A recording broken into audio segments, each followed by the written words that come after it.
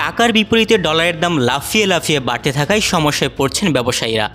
গত কয়েক বছর আগেও যেখানে ডলারের দাম 85 টাকা ছিল, সেখানে বর্তমানে প্রতি $1 বিপরীতে গুনতে হচ্ছে 122 টাকা, যা আগের তুলনায় 37 টাকা বেশি। ডলারের দাম বৃদ্ধি পাওয়ায় সংকট তীব্র হচ্ছে প্রতিদিন। এতে বিপাকে পড়ছেন ব্যবসায়ীরা। একই সঙ্গে ব্যাংক ঋণের সুদের হার 14% উপর চলে গেছে। এর মধ্যে ডলারের দর কোনোভাবেই নিয়ন্ত্রণ করা যাচ্ছে না। সুদ ব্যয়ের সঙ্গে ডলারের বিনিময় হারও অন্যান্য ব্যয় বেড়ে যাওয়ায় বাড়তি চাপে পড়ছেন ব্যবসায়ীরা। এর ফলে নতুন করে খেলাপি হয়ে যাচ্ছেন তারা। কেন্দ্রীয় ব্যাংকের নীতির কারণে ব্যবসা করা কঠিন হয়ে পড়ছে বলে অভিযোগ করছেন তারা।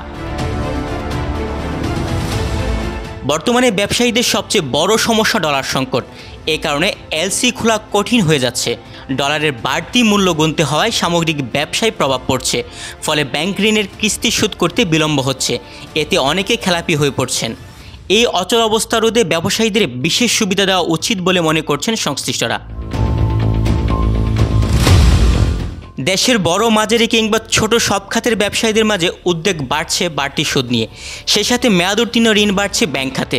বাড়তি সুদের চাপে অনেক ভালো গ্রাহকও ঋণের কিস্তি ঠিকমতো পরিশোধ করতে পারছেন না। সুদ হার বৃদ্ধির চাপ ব্যবসায়ীদের নতুন সংকটে ফেলছে। এরই সঙ্গে গ্যাস, বিদ্যুৎ বিল দ্বিগুণ হয়েছে। মুদ্রাস্ফীতির চাপ সামাল দিতে কর্মীদের বেতন ভাতা সহ পরিচালন ব্যয় বেড়েছে প্রায় 30%। এ অবস্থায় ঋণের সুদ হার দ্বিগুণ হয়ে যায়, অনেক ব্যবসা বন্ধ হয়ে যাচ্ছে। এভাবে চলতে থাকলে খেলাপি ঋণের চাপ আরও বহুগুণ বেড়ে যাবে। একই সঙ্গে পণ্যের দাম বেড়ে মুদ্রাস্ফীতিও বাড়বে। চলতি অর্থ বছরের কয়েক মাস আগে ঋণের সুদের হার বাজারের উপর ছেড়ে দেওয়ার পাশাপাশি ওই দিনই ডলারের বিনিময় হার নির্ধারণে কলিং পেগ নীতি চালু করে বাংলাদেশ ব্যাংক। এতে একদিনের ব্যবধানে ডলারের বিপরীতে টাকার 6.36% অবমূল্যায়ন হয়।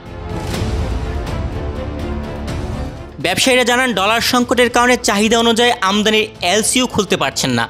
বাংলাদেশ ব্যাংকের তথ্য অনুযায়ী 2022-23 অর্থ বছরে দেশের আমদানি কমার হার ছিল 15.81%। 2023-24 অর্থ বছরে গত ডিসেম্বর পর্যন্ত আমদানি কমার হার প্রায় 30% পৌঁছেছে। 2021-22 অর্থ বছরে প্রতি মাসে যে পরিমাণ পণ্য আমদানি হতো, বর্তমানে আমদানি হচ্ছে তার অর্ধেক। দেশের শীর্ষস্থানীয় ব্যবসায়ী গ্রুপের এক শীর্ষ কর্মকর্তা জানান, ব্যাংকে অতিরিক্ত টাকা দিলে কেবল এলসি খুলতে রাজি হয়। খোলা বাজার থেকে ডলার কিনে দিতে হয়। ঋণ প্রবাহ সংকুচিত হওয়া, সুদ হার বৃদ্ধি, ডলার সংকট ও ডলারের বিনিময় হার নিয়ে নৈরাজ্য, প্রত্যাশিত মাত্রায় ঋণপত্র খুলতে না পারা, গ্যাস সংকট, উচ্চ মুদ্রাস্ফীতির প্রভাবে বিক্রি কমে যাওয়া সহ বহুমুখী সংকটে বেসরকারি খাত এখন বিপর্যয়ের দিকে যাচ্ছে। পরিস্থিতির উন্নতি না হলে ব্যবসায়ীরা গণহারে ঋণ খেলাপি হয়ে যাবেন। তাতে দেশের ব্যাংক খাতে আর্থিক ভিত আরও বেশি নড়বড় হয়ে উঠবে। সংকট তীব্র হয়ে ওঠায় ডলারের বিনিময় হার বাড়ছে অস্বাভাবিক হারে। এই বিষয়ে Bangladesh association of banks chairman Abdul Hai Sarkar বলেন, ডলার সংকট আছে। ব্যবসায়ের যেহেতু অতিরিক্ত দরে ডলার কিনতে হচ্ছে, এলসি পরিশোধে বাড়তি দর দিতে হচ্ছে, তাই প্রতিপক্ষের উচিত ব্যবসায়ীদের ভর্তুকি দেওয়া, তাদের কিছুটা ছাড় দেওয়া উচিত। তুহিন ভুইয়া, বাংলাদেশ প্রতিদিন।